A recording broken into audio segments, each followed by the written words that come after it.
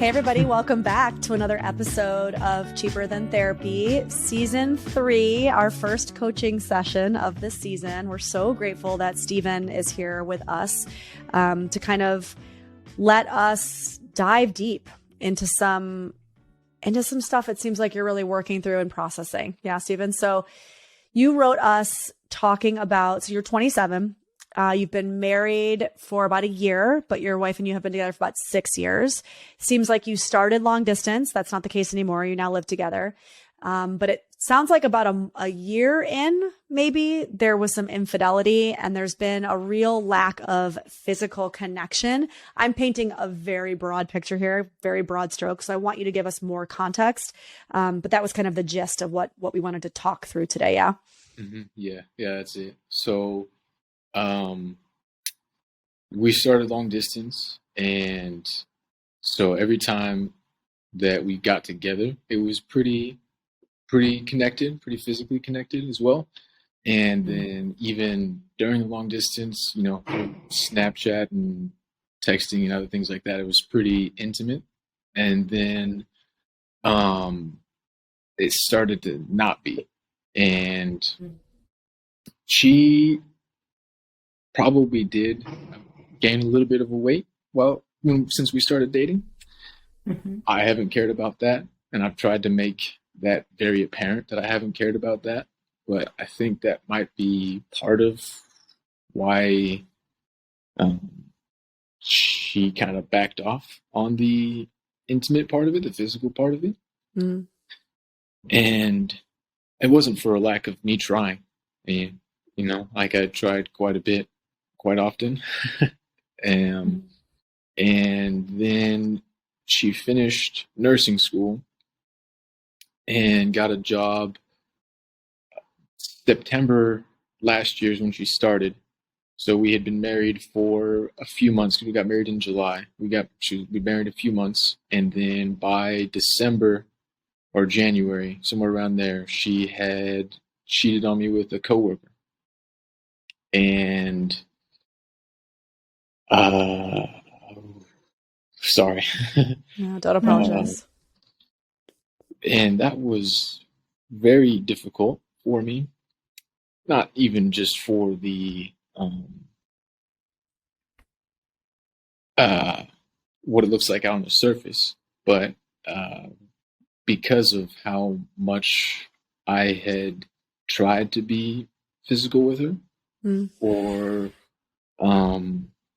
things like that. And we had talked about it after it happened, obviously. And she kind of said something like, oh, it was not easy for me to do that. And like, it was, I didn't enjoy because, so I found out because her coworker's wife found out. Okay. So her coworker is also married.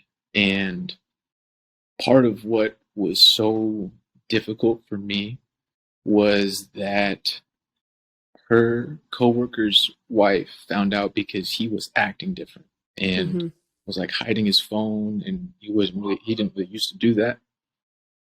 And part of what was so hard for me was I couldn't notice a difference in my wife, how she was acting, because she had been kind of distant and cold for honestly several years.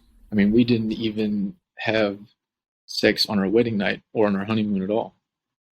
And so part of what was so hard for me was that I couldn't notice a difference in how she was acting, because she's been kind of cold and distant for several years. And so her coworker's wife was the one who had like reached out and showed me the proof and the messages between them and that sort of thing. And so, I guess my main reason for reaching out is like trying to figure out what to do moving forward, because there's, without even trying, I can remember some of the messages specifically that they had sent, like, Well, so I help her get ready for work every night, because she sleeps, or she's a night nurse, so she sleeps during the day and then wakes up and goes to work at night. And so I would cook dinner and I iron her scrubs and pack food for her and that kind of thing. And one of the messages that was the most painful to read was talking about meeting up with him and saying, "Oh well, I'll come if I can fit something in my backpack without making it noticeable. If I can get some like clothes to change into or something without making it noticeable." Mm. And so that, among some other ones, I won't waste time reading or saying all of them that I remember, but it was hard to hear from her that it was apparently hard for her to do. Like it was hard to muster up, I guess, the ability to have sex with him. I don't know how she was thinking of wording it, and I've been trying to, well, think about like what I did wrong to get her there, and try to think, was I too pushy or something like that? I mean, because I know from trying to, I had never taken, I'm sorry, my train of thought was like all over the place. I kind of rambled around. Okay. I had never intentionally taken the love language quiz. I actually just got to that section in your book, and so I took it the other day. And so I had kind of tried to guess my wife's love languages, and since she wasn't as physical anymore, because it seemed to line up that way at least at the beginning. So I've tried to do more things because it seems like she doesn't particularly care about physical touch, or she's also not a very big fan when I exaggerate how good I think she looks. She kind of gets awkward if I'm like uncomfortable. Yeah. So I want to jump in and just say, well, I guess my first question is, I want to see if you can kind of tell me a little bit or tell us a little bit about what was the beginning of the relationship like? Like, tell me, I guess succinctly, like tell us about how you met and kind of that beginning part of the relationship. So was it always long distance? Yeah, from the very beginning. So I met her because her friend was dating my buddy. Okay. And we grew up in a similar or the same area-ish. We didn't go to the same high school, but we went to the same area, so I didn't know her in high school. Then met her on a break, like summer break or winter break from college, one of those two, for my undergrad. And then and then in about June or July, somewhere around there, early July is when we kind of started talking more. And I was going to move away to another state for college. Like I was going back to college. I was just home for a break, and she was staying at home. And so I had a not a very great experience with my last girlfriend before her, because she also had cheated on me as well, which is like kind of also why this was very hard. And so I didn't really want to date, especially not long distance. But kind of one of those things where she just kind of stuck up on me. I was not really, that's how it happens. Not really, And so she was very good at saying usually what she wants and like what she's thinking. Yeah. So a couple weeks before I was getting ready to move back to college, she kind of looked at me one day and was like, "Are we dating or what?" And I was like, yeah, we are. So started like that, started long distance right away, because a couple weeks later I moved down to college, She Yeah. would come visit maybe once, and then I saw her summer break, and then she moved down and went to the same college for her nursing degree. Okay. So that's when you guys connected in person. Danae, Yeah. what were you going to say? Yeah, I just, there's little tidbits of things that you're saying, Stephen, that suggest to me that a lot of your relationship has been, oh my gosh, as we're listening to you, I know Vanessa feels this too, just like such a loving, nurturing, presence. I would imagine this isn't just the storyline in your relationship with your wife. I would imagine that this has been a little bit of your storyline in other relationships as well. And I'm seeing from your smile that maybe that's true. And I think what ends up happening sometimes is I'm hearing so much of your wife and what's happening for her and her process. And I'm really not hearing a lot of Stephen. And what ends up happening from my perspective is that,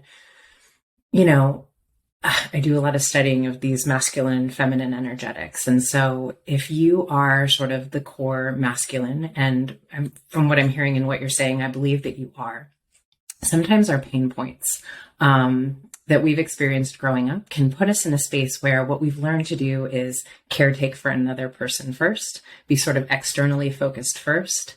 And what that ends up doing is it really sort of puts us in a space where we abandon ourselves, which is a little bit outside of like the core masculine role, right? And so this isn't sort of like, and when I say masculine, it's like linear circular energy, right? It's less about like, this is a man's role, and it's more about like the self-containment of me and I'm okay. And if I'm not sort of containing myself, then what ends up happening for my partner is they feel a little bit of protective, I need to take care of you energetic, which in terms of sexual polarity can sort of throw things off a little bit, right? And I'm wondering if some of that is going on between the two of you.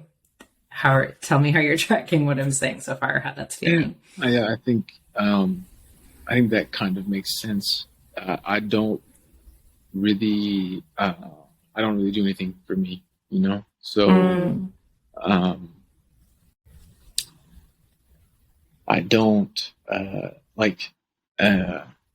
actually kind of just now my wife is sick, and so when she's sick she doesn't really feel well, so she doesn't do too much. I mean, I do pretty much all the cooking and pretty much all the cleaning, at least the kitchen as well. So when she's sick and doesn't feel well, she really doesn't have the energy to do those sorts of things. But I'm starting to get sick as well too, and I have been for a couple of days, but I still do everything because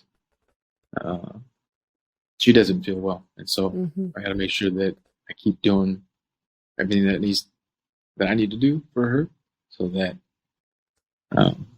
she can feel better as soon as possible. But I don't really do a whole lot for myself. Listen, I don't know how to, I'm going to get like very to the point only because, we have a short amount of time together and I want to make sure this is impactful as impactful as possible for you in a short amount of time.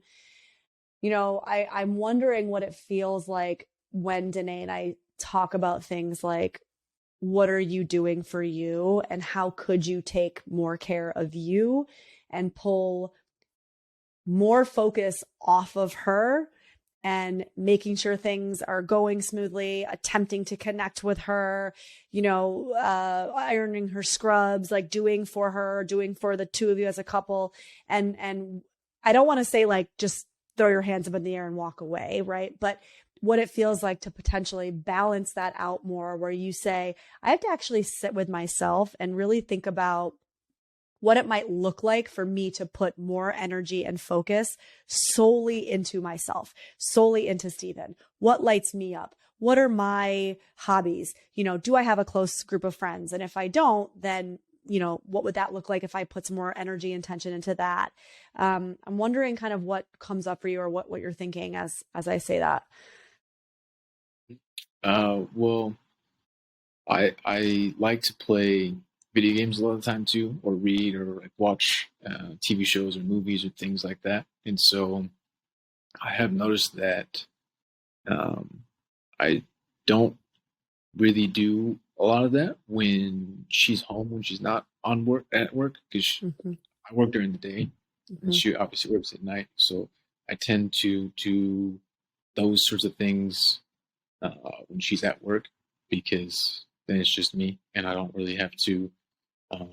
Well, I guess I don't really feel bad not doing them or Mm-hmm. doing them when she's home, because I do like to spend time with her and hang out with her. Um, and so sometimes I feel uh, guilty, or uh, she'll kind of hint at that if I do something when she's not at work. Like just Saturday, I went to watch a soccer game um, for a team that I'm involved with, and Mm-hmm. she kind of was like, "Oh, like you're leaving? Yeah, I wanted to watch this game because it's an important game for them, Mm-hmm. and I'm involved with the team, so uh, I wanted to see them succeed and do well." And so they did. And then there's another one this Saturday that I told her I want to watch, and she kind of was like, kind of not really like, an attitude per se, but kind of like, oh, like you're wanting to leave. Both times I asked if she wanted to come with me, I was going to ask that. and Okay. oh, we could go to dinner, go out to dinner, and then go to the game. Um, but uh, last Saturday she wasn't feeling well, so that's why Mm-hmm. she didn't want to go. And then this Saturday she was kind of like, maybe, because we also have Okay. a dog, Okay. but I don't know how that factors in. These are big subjects, Stephen. So I too am going to ask you to really do a deep dive into what codependency is, and maybe like dig into Vanessa's content a little bit. She's got tons to choose from. Um, and really, what I want you to pay attention to is in those moments where I'm about to do something for myself and my wife brings up a little bit of resistance, what happens for me? What happens in my body? What is the story I tell myself about, what will happen if I disappoint her? What feels historic about that? And here's the thing I really want you to tune into. What feels similar maybe to a caretaker in my life? A parent, like something from my family of origin, in the way that I can sort of like contract or tense up a little bit if I feel like I could lose her love, right? There's a little bit when I'm talking about the dance of polarity between the two of you. You guys are a little bit in the dance of the anxious avoidant dance, right? And Mm-hmm. so what that means is there's something that, like, from my family of origin, attachment wounds are coming to the surface, right? And it doesn't mean that we can't sort of like heal and come into more secure attachment within our polarity. But what it means is that you're going to have to start to just notice and play with self regulating a little bit when the anxiety comes to the surface. When I'm afraid she could pull away from me, or I could hurt her, or she hurt her, excuse me, or she could need me and I might not be here for her. That's actually like a fair amount of that tension is really, really necessary and healthy in relationships. We're very much conditioned societally to be really enmeshed. It's just like normalized in our society. But what happens is if we're so enmeshed, I can't long for you. I can't have a charge for you. I can't want you because our erotic polarity needs you to be the erotic other. If you're like right here with me, I can love you, but it ends up being very sort of parental child love versus like romantic eros love. Does that make sense? Yeah, yeah, that does kind of make some sense. That I definitely feel very anxious whenever I'm think that I'm going to disappoint her. Mm-hmm. Um, One of the things that we've talked about a bunch, and we've kind of had uh, fight argument ish about, is I'm not very good at communicating, Mm-hmm. because I tend to uh, not voice when something bothers me, Mm-hmm. because I also don't care for a very long period of time about that thing. Mm-hmm. Like, um, I don't know if she if we were eating dinner and she cleared her own plate and didn't clear mine or something like that. That's just something that came to mind.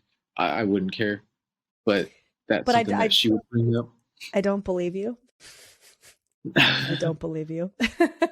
And here's why.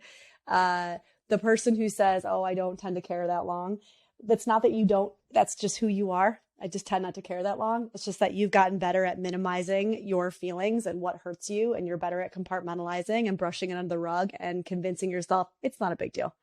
It doesn't matter. It's not worth it. I don't want to rock the boat. So you should care, and you do care, but you've actually just learned to like push that down. And I think what Danae is saying about some of the codependency work is pretty spot on. And to be honest, I'm not saying do the codependency work to save the relationship, because this actually isn't about you and her. This is actually about you and your relationship with yourself. Because whether it's with your wife or whether it's with the next person you end up with, if you and your wife don't make it, this is going to be a pattern that continues to follow you. So at this stage, right, we have to make a decision and say, okay, I'm actually motivated to start working on me, start putting attention on me, start valuing me, start loving me, because my relationships will be better for it, right? That's like a nice perk, but it's actually just imperative that I focus on me. Otherwise, all of my relationships are going to suffer, including the relationship with myself, right? Including my ability to feel connected to something larger than me, including my ability to feel passionate about what I want to be passionate about, including my ability to tap into my life force, to be just like an excited, fulfilled individual in this world, relationship or not. All of that is affected by essentially what we're talking about here together today. And I think the relationship with your wife is more of a byproduct of. And what happens is these close, intimate relationships become a mirror back to us. It becomes something we start looking in a mirror and going, oh, I see me in this. I see where I can dive deeper, love myself more, do some more work, right? And again, I'm not saying throw your hands up and walk away from the relationship, but I actually think you need to rewind a little bit and start really putting focus on yourself. It will benefit the relationship, but that's not the sole reason to do it, right?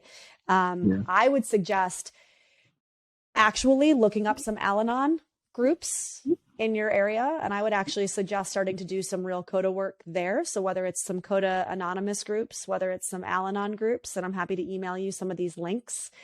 I do a codependency course, like a full course on this. So I'd love for you to sign up for my emails so that you can, I'm actually putting it out a new version pretty soon. So I want you to kind of be the first one to hear about it. Okay. And a takeaway just right here and right now, because this is going to be a long journey. Okay. As somebody who's still on this journey, and Danae is as well, this is a lifelong thing. This isn't like a light switch, you know? But some takeaways I feel like right now in this moment, I want you to, as hard as it is, do I know how hard it is? I want you to verbally express to your wife that you've decided for yourself that you're going to start doing some work on you, that you're going to start putting some attention on you, that you're going to start learning about some of these patterns that come from upbringing, that you're starting to see trickle into what's happening with her.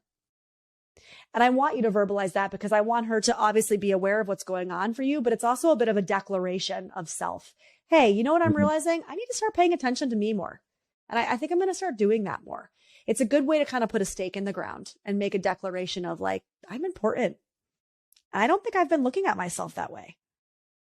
Yeah. And here's something I just want to name as I hear Vanessa say that. I want to put out there that there will be resistance from your wife. What you guys 100%. have created is a really sort of parentified dynamic, right? And so when I've been doing a lot of the carrying or the heavy lifting, when I've been doing a little bit of, the parentified energy within Caretaking. what ends up happening is, just like a child starts to take a parent for granted because our parents are just meant to do these things for us. Our parents are I just take for granted that you're going to be there. It feels good. It feels easy. It feels like, I'll under function. You function for me. All of those things. Keep doing those dishes. Keep ironing my scrubs. This is great. I got a sweet deal here, right? I don't want you to stop doing that. I don't want you to take time for you. I don't want you to focus on yourself, but I will not. And this is not conscious. This is not something that your wife is doing intentionally at all. But her subconscious does not respect you. I'm just going to say it really bluntly because that's the truth of what's going on. She can't respect you unless you really love and respect yourself. So this is why Vanessa and I are pushing you a little bit to bring the focus back inward, because there's just like an alchemical shift that happens between you. All of a sudden the energy shifts and it becomes like, oh, whoa, wait, where'd Stephen go? All of a sudden he's like not all focused on me. Like, well, what's he focused on? Right. And I'm in agreement with Vanessa. The outcome, or it's not bringing the outcome to, this will bring us closer. That's not the reason for doing this work.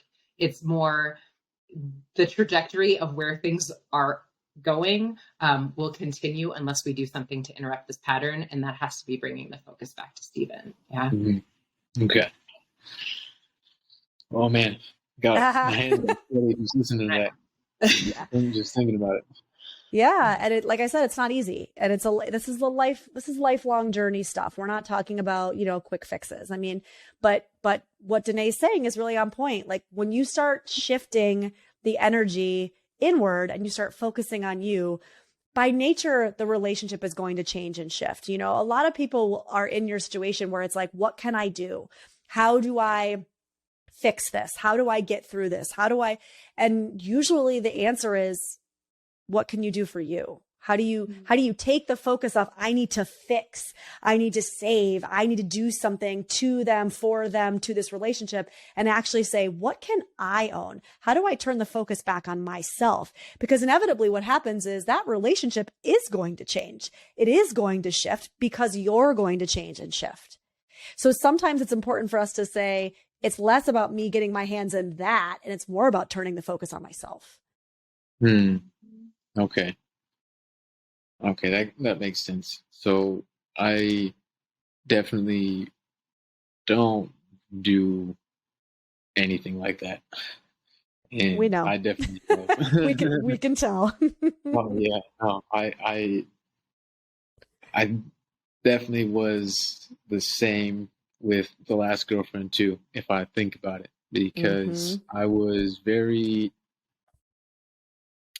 I think sometimes I say to myself that I don't want to say what's bothering me because I don't want them to be mad or upset. And sometimes I've voiced what has bothered me, or maybe have said it in a not very nice way. And my wife has said, "Why are you being an asshole?" I'm like, "Oh, I'm not being an asshole. I'm just saying." And she's like, "Okay, well, your tone is mean." Okay, I'm not trying to be mean. I'm just trying to say. And so that, I think, plays a little bit into it, because I don't want her to be, I don't want to upset her or have her think that I'm an asshole. So, Stephen, she's a grown-up. She's allowed to feel upset.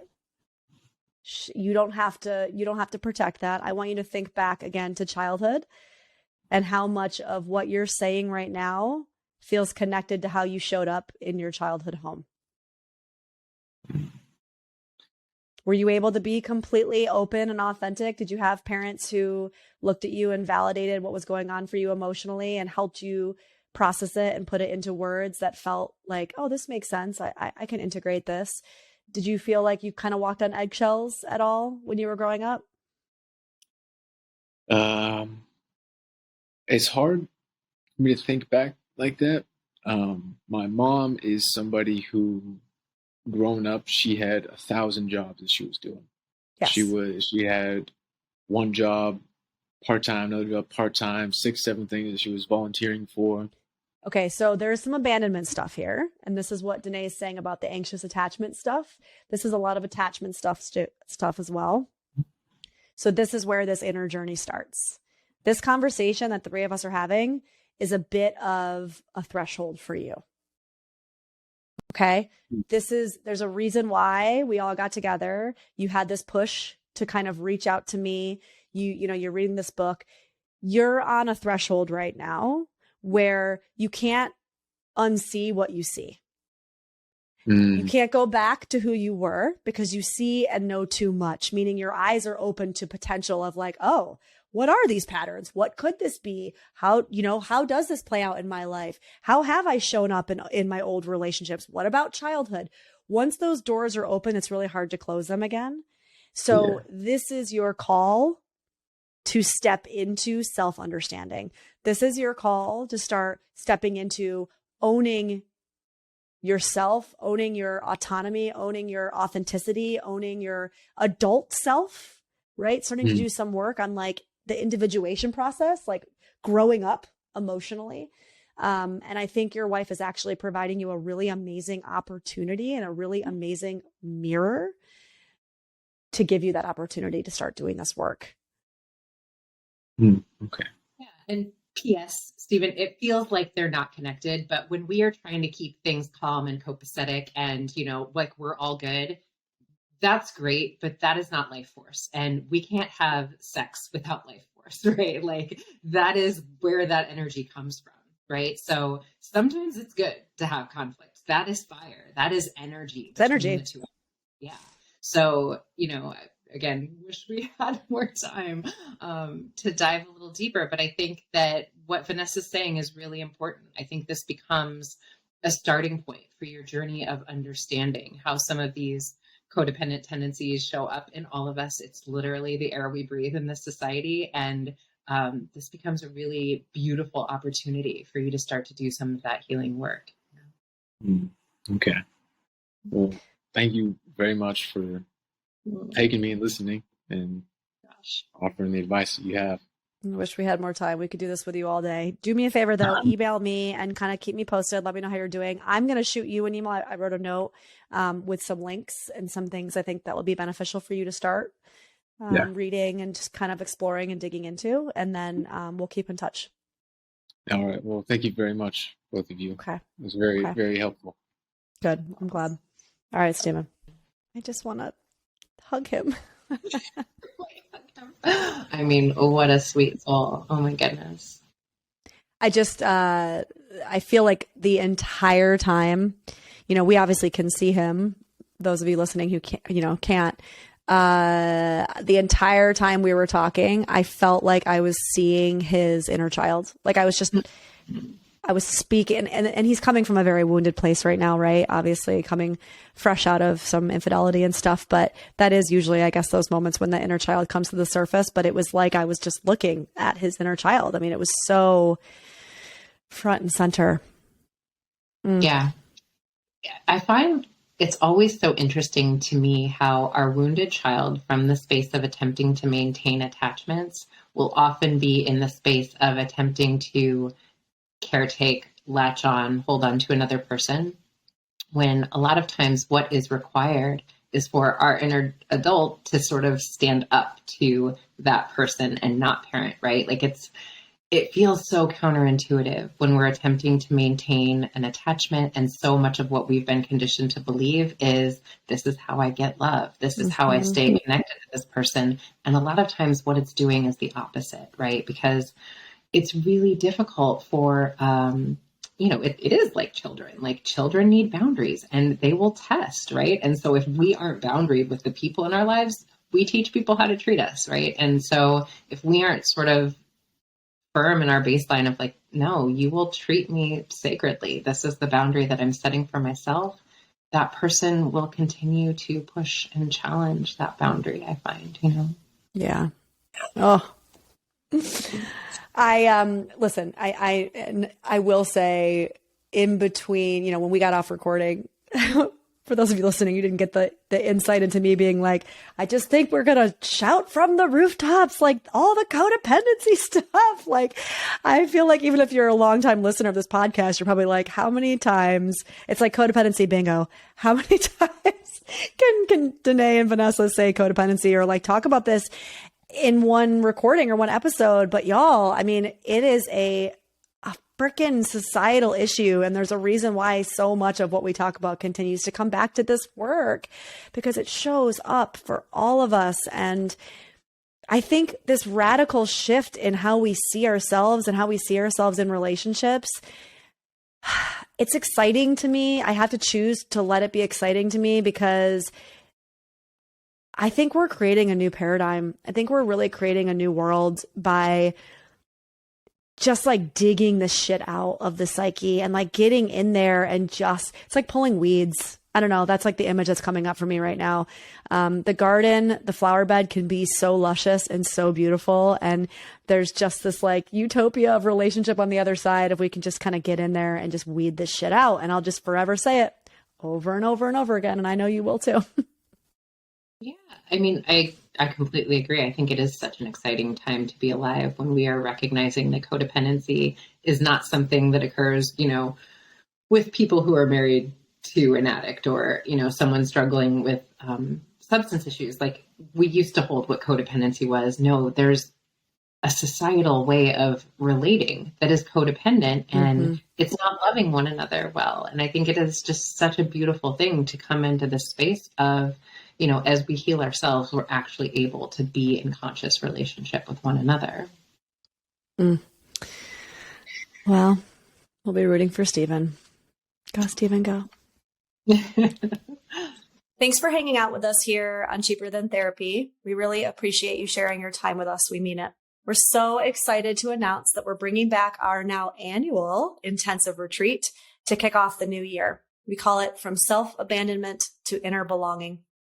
Yeah, it's going to be the first week in January 1st through the 6th in Carefree, Arizona, at the most incredible location, Savannah Wellness Resort and Spa.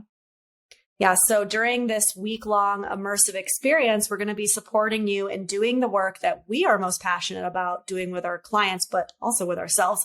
This work is all about pattern interruption, taking a hard look at the ways that we've been living that aren't necessarily in alignment with our full potential. Some of the ways we've been societally conditioned to abandon ourselves as a way to maintain our relationships, no matter how unfulfilling. So tangibly, what that looks like is working to understand our codependent patterns, doing a deep dive into shadow work, what that is, and how we can start to understand our own shadow, using the tools from our background in depth psychology to support you in living a life that feels like it's filled with meaning, and moving into a more interdependent way of operating in all of our relationships. So if all of this sounds like work that you're feeling called to do in your own life, we would absolutely love for you to join us in January. Yeah, so head to the link in each of our Instagram bios, or you can go to Vanessa's website under retreats for some more information. And we just can't wait to kick off another New Year's together in Carefree.